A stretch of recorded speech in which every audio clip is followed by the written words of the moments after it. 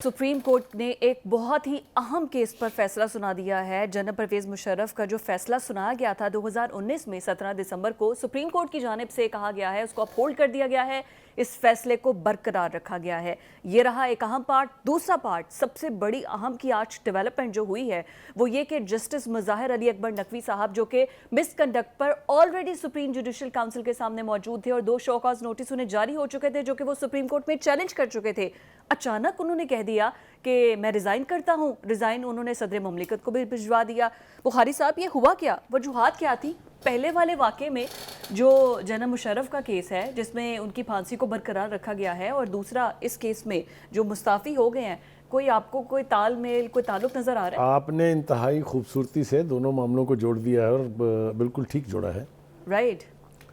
अब मुझे ये समझ नहीं आ रही मैं शुरू कहाँ से करूँ, लेकिन बहरहाल आज की बहुत बड़ी डेवलपमेंट यही है कि जनरल मुज़ाहिर नकवी साहब ने इस्तीफ़ा दे दिया है जी, और उन्होंने ये इस्तीफ़ा जो है सदर मुमलिकत को भेज दिया है। आपको याद होगा जब उनके खिलाफ जुडिशल काउंसिल में कार्रवाई चल रही थी तो उन्हें एक मौका दिया गया था कि वो अगर चाहें तो रिज़ाइन कर दें, क्योंकि अगर जुडिशल काउंसिल उनको फारग करती तो उनके पर्क्स एंड प्रिविलेजेस भी जाते, उनकी पेंशन भी जाती और जज का टाइटल भी वो इस्तेमाल नहीं कर सकते थे। हाँ।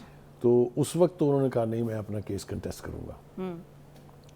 और जब उन्होंने फिर एक दरख्वास्त दी कि जी मेरे खिलाफ ये प्रोसीडिंग आप बंद करें, तो एक फ़ैसला आया था जिसमें जस्टिस एजाजुल हसन साहब जो हैं उन्होंने एक इख्तलाफी नोट लिखा था और उसमें उन्होंने ये लिखा था कि इनको ये क्यों इस्तीफ़ा दें, इनको इस्तीफ़ा देने के लिए कोई मजबूर नहीं कर सकता, मगर हाँ। उनके उस नोट के बावजूद उन्होंने ठग से इस्तीफ़ा जो है भेज दिया। हुआ क्या है? हाँ। देखिए, जो जनरल मुशर्रफ की सजाए मौत का जो हुक्म जो है उसको रिस्टोर किया है, उसमें एक जज थे सेठ वकार जी, हाई कोर्ट के। उन्होंने और उनके एक साथी जज ने फैसला दिया था कि जनरल मुशर्रफ को सजाए मौत दी जानी चाहिए, क्योंकि उन्होंने खुसूसी अदालत ने दिया था जी। वो अदालत खुसूसी तौर पे तश्कील दी गई थी जी। ये हमारे जस्टिस जो मुज़ाहिर अली नकवी, उन्होंने न सिर्फ ये कि उस फैसले को कलअदम करार दे दिया, बल्कि उस अदालत को गैर कानूनी और कहा कि ये गैर आईनी अदालत है जो खुसूसी अदालत ने फैसला दिया था। राइट। तो जब आप इतना बड़ा इकदाम उठा चुके थे और अब सुप्रीम कोर्ट ने उस फैसले को फिर से बहाल कर दिया है कि उसकी सजाए मौत जो है जनरल मुशर्रफ की जारी रहेगी, तो असूली तौर पे, इखलाकी तौर पे, रवायती तौर पे इनको इस्तीफ़ा दे देना चाहिए था। दे दिया ना, ठीक है ना। तो अब आप समझ लें कि ये इस्तीफ़ा उन्होंने इस बुनियाद पर नहीं दिया है कि सुप्रीम जुडिशल काउंसिल क्या कार्रवाई करेगी, बल्कि इस पर दिया है कि इसके बाद इनके पास कोई इखलाकी जवाब नहीं। एक बात तो ये हो गई।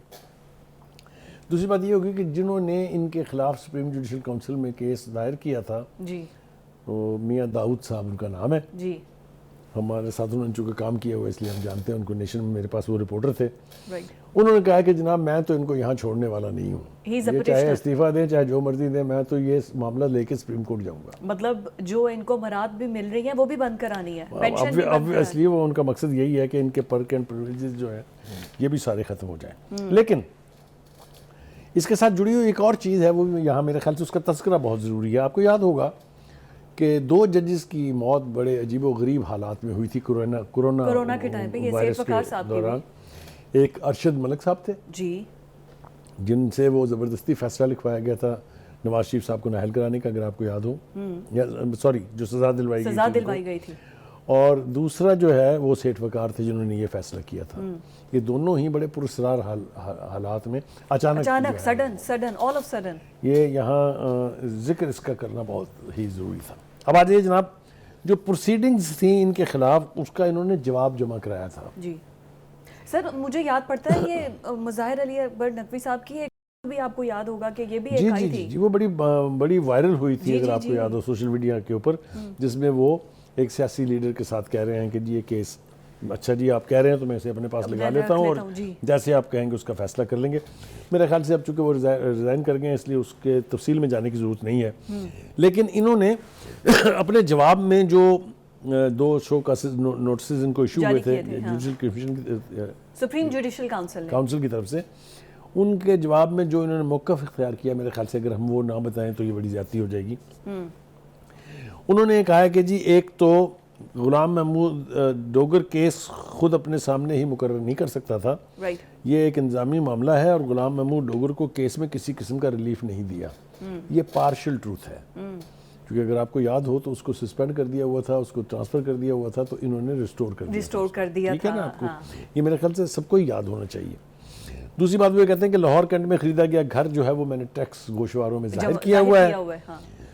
एसटी जॉन पार्क में वाक़ घर की कीमत का तखमीना डीसी रेट के मुताबिक लगाया गया था, यानी वो कहते हैं कि मैंने अंडर इनवाइसिंग नहीं की उस पर। दूसरा वो कहते हैं गुजरांवाला में ख़रीदा गया प्लाट जज बनने से पहले का है और असासों में जाहिर है। मेरे बेटों को अगर जाहिद रफ़ीक ने प्लाट दिया तो इससे मेरा क्या ताल्लुक है, ठीक है जी। ये उनकी तरफ से जो यानी उन्होंने ये भी कहा, उन्होंने कहा जो सुप्रीम बार में मेरे खिलाफ शिकायतें हैं वो भी सियासी वहाँ पर है मेरा, वो तो उन्होंने कह दिया ना जी कि आपने अटॉर्नी जनरल मुकर्रर किया जिस शख्स को, हाँ। वो उस बार काउंसिल का चेयरमैन है, प्रेसिडेंट है, जी जी, तो जी। इसलिए ये भी मेरे साथ नाइंसाफ़ी की मेरे गई साथ है। नाइंसाफ़ी तो मेरे ख्याल से ये क्या जिसको कहते हैं ना कि चलिए यार ये किस्सा पाक हुआ, हाँ। यानी ये मामला जो है रिजॉल्व हो गया। जुडिशल काउंसिल अब क्या मौक़िफ़ इख्तियार करती है, क्या वो इस केस की प्रोसीडिंग को रोक देती है, क्या मियां दाऊद की पटिशन के ऊपर वो सुप्रीम कोर्ट में इस मामले को लेके आती है, ये तो आने वाले दिनों में पता चलेगा। लेकिन मेरा ख्याल ये है कि मज़हर अली नकवी ने इस्तीफ़ा देने का फ़ैसला करके अपनी ग्रेस भी बचाई है और बहुत सारी ऐसी मुश्किलात जो उनको पेश आ सकती थी उनसे भी जान छुड़ाने की कोशिश की है। उनकी जान छुटती है कि नहीं, ये तो मेरे ख्याल से आने वाले right decision at the right time, कि इज्जत भी बच गई है और बाकी सब चीज़ें भी बच गई हैं।